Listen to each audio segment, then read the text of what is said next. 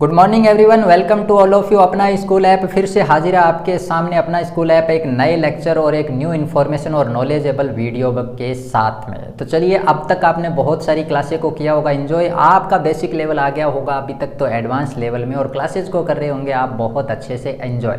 आज की क्लास भी होने वाली है बहुत ज़्यादा यूनिक और एक स्पेसिफिक, क्योंकि आज की क्लास में है बहुत ज़्यादा नॉलेजफुल चीज़ें। बिकॉज आज की सारी क्लासेज हैं हमारी डिपेंड करती है हमारी मॉर्निंग उठने से लेके लास्ट नाइट तक सोने के ऊपर। तो देखते हैं आज अपना स्कूल ऐप के पिटारे में क्या आया है न्यू इन्फॉर्मेशन नॉलेजेबल वीडियो के अंदर। तो शुरू कर लेते हैं फटाफट अपनी आज का लेक्चर, आज की क्लास को। तो फटाफट हो जाइए आप एक्टिव ताकि क्लास हो जाए और ज़्यादा इफेक्टिव। बहुत अच्छे, शानदार, गुड मॉर्निंग। तो क्लास के अंदर आज हम लेकर आए हैं आपके लिए वर्ब। वर्ब का मतलब होता है क्रिया, क्रिया का मतलब होता है काम, यानी कि किसी भी सब्जेक्ट के द्वारा किए जाने वाले कार्य, यानी कि ऐसा एक एक्शन जो किसी न किसी आदमी के द्वारा, किसी न किसी पर्सन के द्वारा, या किसी न किसी एनिमल के द्वारा, या किसी थिंग के द्वारा किया जाता हो। वो सारे के सारे एक्शन जो हम मॉर्निंग में उठने से लेकर इवनिंग तक करते रहते हैं। फॉर एग्जाम्पल मैं ले चलता हूँ आपको कुछ वर्क के एग्जाम्पल शो करने के लिए। तो चलिए लौटते हैं हम कुछ वर्किंग करते हुए प्लेसेज। देखिए, आपको यहाँ पर दिखाई दे रहे हैं कुछ खेलते हुए को बहुत ज़्यादा एंजॉय, क्या बात है। चलिए थोड़े आगे बढ़ते हैं। अरे वाह, ये क्या है, यहाँ पे तो लोग कर रहे हैं जॉगिंग, घूम रहे हैं, बहुत बढ़िया बात। चलिए आगे बढ़ते हैं। अरे वाह, ये क्या बात है, ये है जीनियस बात, तो सोचने वाली बात। अरे बच्चों, क्या कर रहे हैं आप सब? ओ हो, बुक्स लेके बैठे हुए हैं, एग्ज़ाम का प्रिपरेशन कर रहे हो। अच्छा, कुछ पढ़ रहे हो, वेरी नाइस वेरी नाइस, बहुत बढ़िया है। वैसे क्या पढ़ रहे हैं आप? अच्छा, अपना स्कूल ऐप के ऊपर आप पढ़ रहे हैं नॉलेजेबल वाले वीडियोस को और उनके बना रहे हैं नोट्स, क्या बात है, बहुत अच्छी बात, बहुत शानदार। अभी आपने देखा कि डिफरेंट टाइप के हमने देखे वर्क करते हुए पीपल को, जो कुछ बच्चे क्या कर रहे थे, गेम्स के अंदर पार्टिसिपेट कर रहे थे और गेम खेल रहे थे, और कुछ कर रहे थे लोग जॉगिंग, और कुछ बच्चे पढ़ रहे थे अपना स्कूल ऐप से और बना रहे थे नोट्स। तो आपने देखा होगा कि पहले हम जब पहुँचे तो हमने देखा प्लेइंग, यानी लोग या जो बच्चे थे वो क्या कर रहे थे, प्लेइंग कर रहे थे। ये जो प्लेइंग वर्ड है वो क्या है, अपने आप में वर्ब है। आगे जैसे हम पहुंचे जॉगिंग कर रहे थे, वो वॉकिंग कर रहे थे, तो वो क्या है अपने आप में, वो वॉकिंग या जॉगिंग जो वर्क हम बता रहे हैं स्पेसिफिक, वो क्या है, वर्ब है। फिर हमने देखा बच्चों को कुछ पढ़ते हुए, कुछ लिखते हुए, यानी कुछ रीड करते हुए और कुछ राइट डाउन करते हुए, ये सारे के सारे हैं वर्क। इसी प्रकार से आप मॉर्निंग में जैसे ही आप उठते हैं, उठने से लेकर और लास्ट नाइट में जब आप सोते हैं तब तक कुछ ना कुछ करते रहते हैं वर्क, ये सारी की सारी होती है वर्ब। ग्रामेटिकल भी हम देख लेते हैं कि वर्ब रियल में क्या होती है, वर्ब की क्या होती है डेफिनेशन, वर्ब के कितने होते हैं टाइप, हर बार रहता है कहीं ना कहीं इसके अंदर कन्फ्यूजन। इसीलिए अपना स्कूल ऐप लेके आया है इस स्पेसिफिक टॉपिक को। तो चलिए देख लेते हैं सबसे पहले वर्ब की क्या होती है डेफिनेशन। तो डेफिनेशन जैसा कि डिस्प्ले पे आ चुकी है कि a verb is a word that show the express और एन एक्शन और अ स्टेट, किसी भी पोजीशन को, किसी भी सिचुएशन को या किसी भी एक्शन को शो करने वाले वर्ड्स को कहा जाता है क्रिया, यानी कि verb. There are two kinds of the verbs. सबसे पहले हम जनरली बात कर रहे हैं कि दो टाइप की होती है वर्ब। सबसे पहले लिखी हुई है ट्रांजिटिव और फिर लिखी हुई है इनट्रांजिटिव। ट्रांजिटिव वर्ब का मतलब होता है सकर्मक क्रिया। ओह, कितने भारी भरकम वर्ड बोल दिए हैं मैंने, तो हिंदी में तो याद करना बड़ा मुश्किल है सर, इंग्लिश में ही समझाइए। बिल्कुल इंग्लिश में ही समझाएंगे, पर मैंने मीनिंग बताया क्योंकि मीनिंग के अंदर ही कुछ चीज़ें निकल के आ रही है आपके सामने। देखिए दूसरा आ जाता है इनट्रांजिटिव, यानी कि अकर्मक क्रिया। अब देखिए इसके अंदर जैसा कि वर्ड लिखा हुआ है, एक बार हिंदी के वर्ड को हम बड़ा कर देते हैं। देखिए यहाँ वर्ड लिखा हुआ है सकर्मक, सकर्मक, तो इसके अंदर स को अलग कीजिए, फिर बीच में वर्ड लिखा हुआ है कर्म और फिर लिखा हुआ है कै। तो कर्म को हम इंग्लिश में बोलते हैं ऑब्जेक्ट, तो इसका मतलब ऑब्जेक्ट के साथ।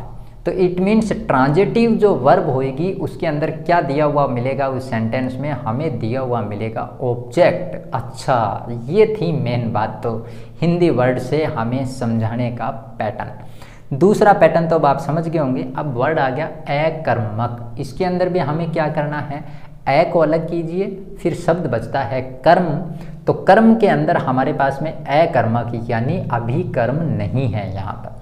तो इट मीन्स इन ट्रांजिटिव के अंदर क्या नहीं होएगा, कर्म नहीं होएगा, मीन्स ऑब्जेक्ट नहीं होएगा।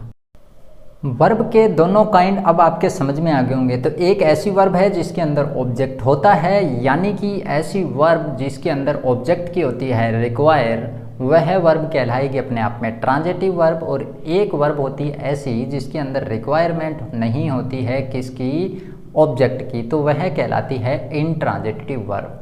तो एक बार हम डिस्प्ले के अंदर देखते हैं, डेफिनेशन दी हुई है, डेफिनेशन को करता हूं मैं रीड ताकि आपके वो चीज़ें आ जाए समझ में। तो फर्स्ट नंबर पे आ जाती है ट्रांजिटिव वर्ब, जिसकी डेफिनेशन है a verb which requires an object. Object को अंडरलाइन करने वाली बात है। After is to complete its sense is called a transitive verb, यानी कि एक ऐसी verb which require an object, जिसको किसकी रिक्वायर होती है, ऑब्जेक्ट की रिक्वायर होती है, उसे कहते हैं ट्रांजिटिव वर्ब, यानी कि सकर्मक क्रिया। या हम ऐसा कह सकते हैं कि ऐसी वर्ब के साथ में ऑब्जेक्ट के बिना सेंटेंस नहीं बन सकता। फॉर एग्जाम्पल अपन देख लेते हैं, the man killed a snake. तो इसमें सब्जेक्ट कौन है, मैन है, और मैन से पूछा जाएगा कि वो क्या मार रहा है, तो किल आ गई वर्ब। अब वर्ब से हमें पता चलेगा वो ट्रांजिटिव है या फिर इंट्रांजिटिव है। अब वर्ब से हमें दो क्वेश्चन पूछने हैं, पहला क्वेश्चन व्हाट और फिर दूसरा पूछना है whom। तो पहला क्वेश्चन पूछते हैं व्हाट, कि आदमी क्या मारता है, तो आंसर आ जाता है आ स्नेक। तो इसका मतलब इसके अंदर ऑब्जेक्ट है, तो ये वर्ब कैसी हो गई है, ट्रांजिटिव वर्ब हो गई है। नेक्स्ट एग्जांपल दे रखा है the boy open the window. तो काम क्या हो रहा है इसमें, ओपन का काम हो रहा है, यानी कि खोलने का काम हो रहा है। तो किसको खोला जा रहा है, मतलब क्या खोल रहा है लड़का है जो, द विंडो को खोल रहा है। तो आंसर मिल गया, इसका मतलब ऑब्जेक्ट इस सेंटेंस में भी दिया गया है। तो ये वर्ब भी कैसी हो गई, ट्रांजिटिव हो गई। मतलब कुल मिला के ये बात है कि ट्रांजिटिव वर्ब के अंदर ऑब्जेक्ट आएगा। तो जिस वर्ब के बाद में ऑब्जेक्ट दिया हुआ है वही वर्ब क्या कहलाएगी, अपने आप में ट्रांजिटिव वर्ब कहलाएगी।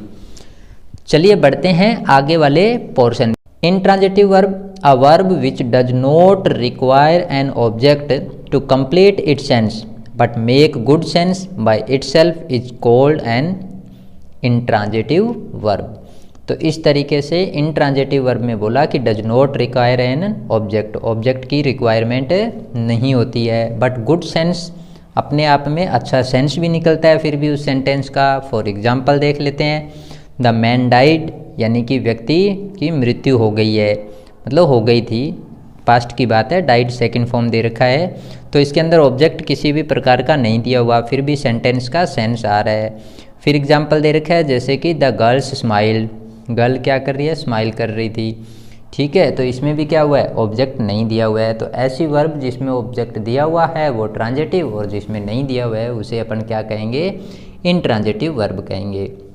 तो आपको ध्यान रखना है इस बात का, अपने आप में जब भी वर्ब सेंटेंस में गिवन है उसके बाद में ऑब्जेक्ट गिवन है, that time verb is called transitive. If does not require an object, that time intransitive verb.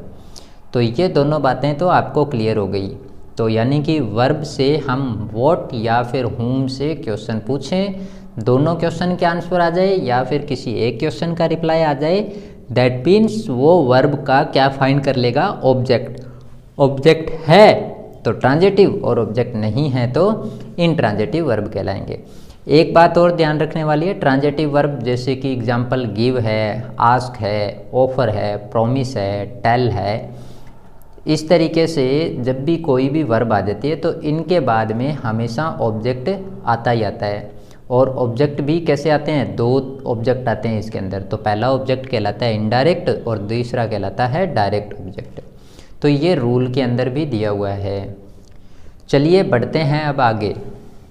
Transitive और इंट्रांजिटिव वर्ब तो मेरे को अच्छे से समझ में आ गई है, बट बार बार एक ही बात इसके अंदर की जा रही थी रिपीट, और वो रिपीट करने वाली बात आ रही थी ऑब्जेक्ट। यानी कि कभी तो ऑब्जेक्ट आ रहा है और कभी ऑब्जेक्ट नहीं आ रहा है। तो इसको मैं कर देता हूँ थोड़ा सा आपको एक्सप्लेन।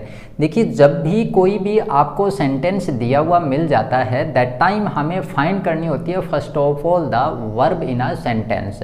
तो how to identify the verb in a sentence, जब एक बड़ा सेंटेंस गिवन हो तो उसमें से हमें वर्ब को कैसे करें हम फाइंड, उसके बारे में जान लेते हैं। देखिए, फॉर एग्जाम्पल एक एग्जाम्पल लिखा हुआ आ रहा है कि the man killed a snake. अब इस सेंटेंस को हम ध्यान से पढ़ेंगे तो हमें सेंटेंस के बारे में पता चलता है कि सेंटेंस के अंदर जो वर्ड दिया हुआ है the man killed a snake, इसके अंदर क्या खास बात आ रही है कि इसके अंदर वर्क हो रहा है किल, यानी कि मारने का वर्क हो रहा है। अब मारने के वर्क से मैं पूछूंगा क्वेश्चन, और क्या क्वेश्चन पूछने हैं? दो क्वेश्चन पूछने हैं। पहला क्वेश्चन आता है व्हाट, सेकंड आता है whom, यानी क्या और किसे। दो क्वेश्चन पूछने, किससे पूछने? वर्ब से पूछने। वर्ब से दो क्वेश्चन पूछें, दोनों में से व्हाट और whom का जिनका भी आंसर हमें रिप्लाई में मिल जाए, जो आंसर रिप्लाई में मिलेगा वही हो जाएगा ऑब्जेक्ट। कितना आसान है ना ऑब्जेक्ट ढूंढना। चलिए इस सेंटेंस में देखते हैं।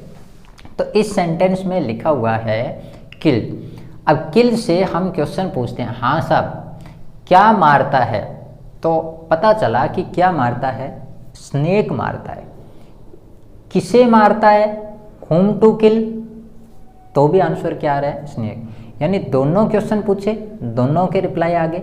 किसी एक का रिप्लाई आता तब भी ऑब्जेक्ट बन जाता, दोनों के आ रहे हैं तो बेटर है, एक आ जाए तो भी अच्छी बात है, कोई फर्क नहीं पड़ने वाला। इट मीन्स यहाँ पर स्नेक वर्ड क्या हो गया है? ऑब्जेक्ट हो गया है।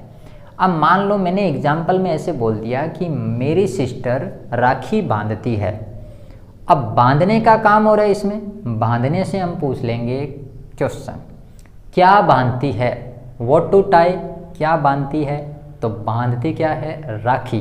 तो राखी क्या हो जाएगा? इसके अंदर ऑब्जेक्ट हो जाएगा। अब आपके बात समझ में आ गई होगी कि ऑब्जेक्ट को कैसे फाइंड करना होता है सेंटेंस के अंदर। तो ये तो बात थी हमारे पास में सब्जेक्ट के अंदर से क्वेश्चन पूछो, वर्ब के अंदर से क्वेश्चन पूछो, और उनके आंसर जैसे जैसे मिलते जाते हैं हम सेंटेंस के पार्ट अच्छे से कर लेते हैं फाइंड। इफ़ वर्ब से हम क्वेश्चन पूछें, यदि हम वर्ब से क्वेश्चन पूछें हु, किस काम को कौन कर रहा है, जैसे इसी एग्जाम्पल के अंदर हम बात कर रहे थे, तो इस एग्जाम्पल में पूछा कि साहब कौन मार रहा है, तो इसके अंदर आंसर मिल जाएगा कौन का? A man. तो एक मैन मार रहा है, तो इसका मतलब ए मैन इसके अंदर क्या हो जाएगा? सब्जेक्ट हो जाएगा। मैंने सेंटेंस बोला था मेरी बहन राखी बांधती है, तो कौन बांधती है?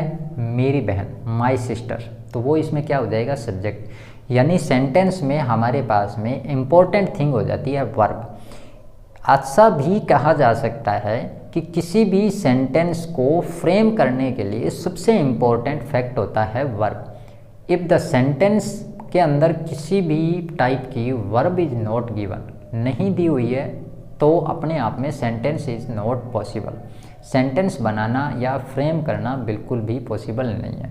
फॉर एग्ज़ाम्पल मैंने यहाँ पर बोला आई टू स्कूल, अब इसमें वर्ब नहीं है, आई टू स्कूल, कोई सेंस नहीं बन रहा। बट मैंने जैसे इसके अंदर वर्ड जोड़ दिया गो, तो आई गो टू स्कूल, इसका मतलब सेंटेंस है वो सेंसफुल बन गया है, मीनिंगफुल बन गया है, कंप्लीट सेंस उसका निकल के आ गया है कि मैं स्कूल जाता हूँ, आई गो टू स्कूल।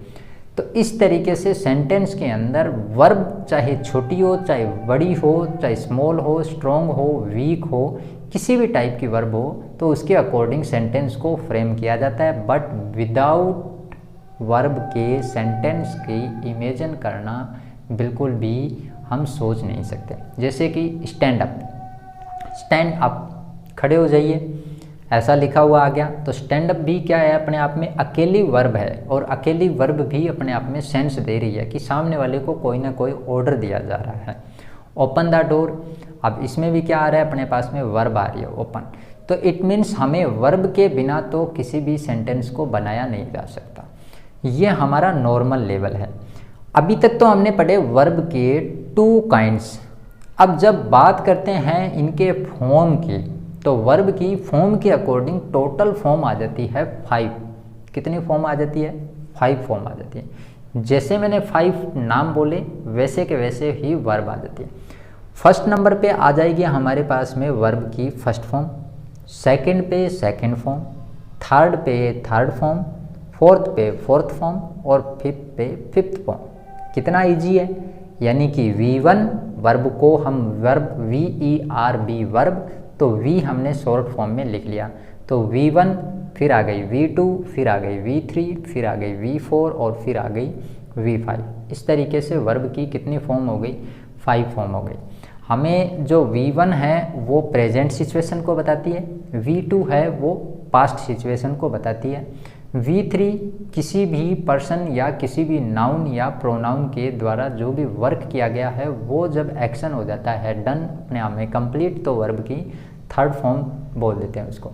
इसको पास्ट पार्टिसिपल भी बोलते हैं, नॉलेज के लिए आपको ध्यान रखना है। अब बात आती है वर्ब की 5 फॉर्म के बाद में इन वर्ब को कैसे बनाया जाए, किस तरीके से ये की जाती है फ्रेम।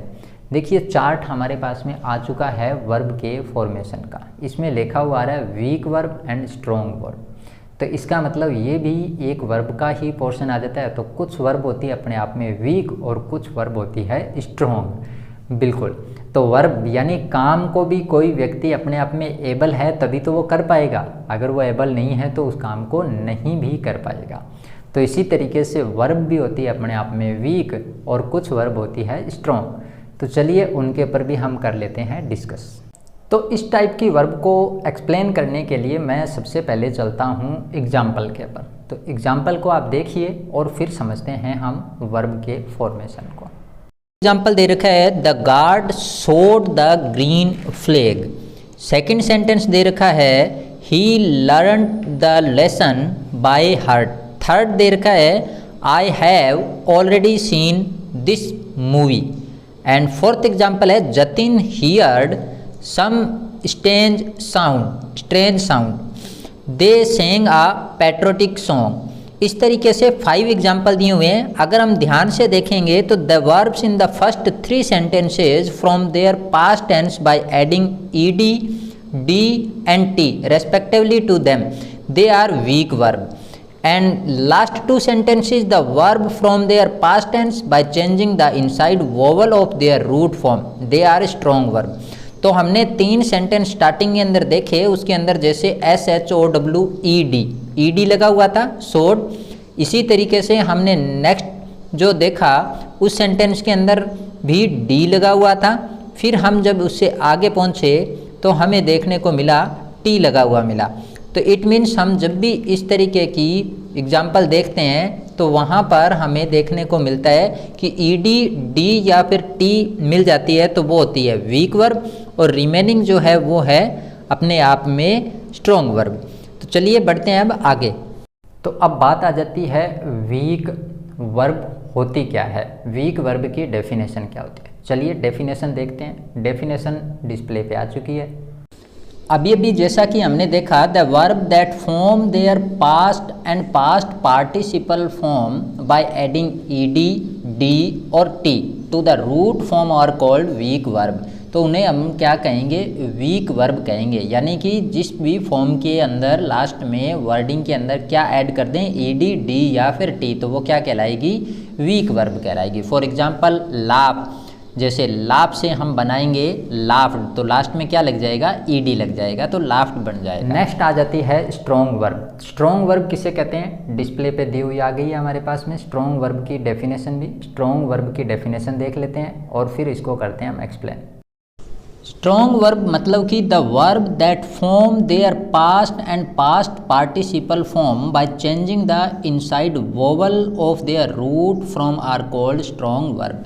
यानी अगर हमें कोई भी पास्ट फॉर्म बनानी हो या फिर उसकी पास्ट पार्टिसिपल फॉर्म बनानी हो, पास्ट पार्टिसिपल का मतलब वर्ब की थर्ड फॉर्म होता है, तो जब भी हमें V2 या फिर V3 बनानी हो, फ्रेम करनी हो, तो उसके अंदर के वोवल को चेंज कर दिया जाता है। अंदर के वोवल का मतलब जो हमें मीनिंग दिया हुआ है वर्ब का, उसके अंदर जो वोवल लेटर आया हुआ है उसे चेंज करके और V2 या V3 बना लेते हैं, तो वह कहलाती है स्ट्रॉन्ग वर्ब। फॉर एग्जाम्पल जैसे नीचे दे रखा है, रूट वर्ड है जैसे कि कम, तो कम में ओ आ गया है वोवल वर्ड, ओ को चेंज करके हमने बना दिया ए, तो वो बन गया केम।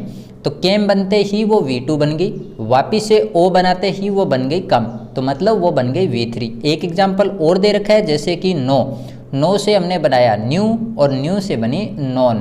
तो इस तरीके से इंटरनल वोवल लेटर को चेंज करके V2 और V3 यानी कि पास्ट और पार्टिसिपल बनाने से बन जाती है स्ट्रॉन्ग वर्ब। तो वीक वर्ब और स्ट्रॉन्ग वर्ब दोनों डेफिनेशन हम देख चुके हैं। अब वीक वर्ब अपने आप में रूट वर्ड क्या होता है, रूट वर्ड से हम कैसे फ्रेम करेंगे, इसके बारे में भी हम देख लेते हैं। रूट वर्ड का मतलब होता है या फिर रूट फॉर्म, जिसका मीनिंग ये निकल के आता है कि कोई भी जो वर्ब दी हुई है वो V1 में दी हुई है। अब V1 में हम क्या चेंजेस करें कि उसका V2 बन जाए, V3 बन जाए, V4 बन जाए या V5 बन जाए।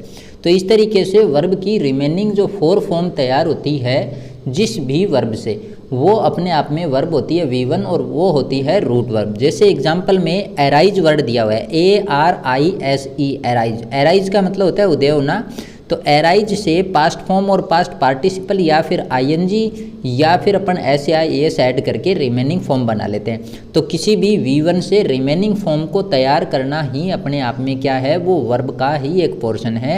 और जिस वर्ड से वह वर्ब तैयार हो रही है या जिस वर्ब से तैयार हो रही है अपने आप में एक नई फॉर्म, तो वही क्या कहलाती है, रूट फॉर्म कहलाती है। तो इस तरीके से हमने देखा कि अपने आप में रूट वर्ड क्या होता है, मतलब उसका मेन वर्ड क्या है या फिर मेन एक्शन क्या है, और उस एक्शन से कैसे बनती है स्ट्रॉन्ग फॉर्म और कैसे बनती है वीक फॉर्म। ये हम वर्ब के टाइप के बारे में जान चुके हैं। आई होप सो दैट आज का लेक्चर आपको इंटरेस्टिंग लगा होगा, आपने आज के लेक्चर को किया होगा एंजॉय। फिर भी आपको लगता है किसी भी प्रकार के छोटे छोटे बच्चों को लग रहा हो कोई डाउट, तो आप कीजिए कमेंट, हम कमेंट में कर दीजिएंगे। आपके रिप्लाई जिस टाइप के भी होंगे, आपके आंसर जिस टाइप के भी होंगे, आपके क्वेश्चन जिस टाइप के भी होंगे, आपके डाउट, तो जो भी एनीथिंग एल्स आपकी कोई भी क्वेरी है तो उसका आंसर हम रिप्लाई में आपको कमेंट में वापस आपको मिल जाएगा। अगर ऐसा लगता है कि आपके डाउट बहुत ज़्यादा हैं किसी भी टॉपिक से रिलेटेड, आपको कोई टॉपिक क्लास का या चैप्टर का या आपकी ग्रामर की बुक का आपको समझ में नहीं आ रहा है, तो भी आप कमेंट कर सकते हैं और उसके ऊपर भी चैप्टर लेकर हम जल्द ही आपके सामने हाजिर हो जाएंगे। तो चलिए मिलते हैं एक न्यू इन्फॉर्मेशन, एक नए नॉलेजेबल वीडियो, नए उमंग और नए जोश के साथ। तब तक जुड़े रहिए अपना स्कूल ऐप के साथ में और देखते रहिए इन वीडियोज़ को और करते रहिए शेयरिंग, क्योंकि जितना करेंगे आप शेयरिंग उतनी करेंगे हम आप सबकी केयरिंग। तो सबको bye bye and thanks for watching.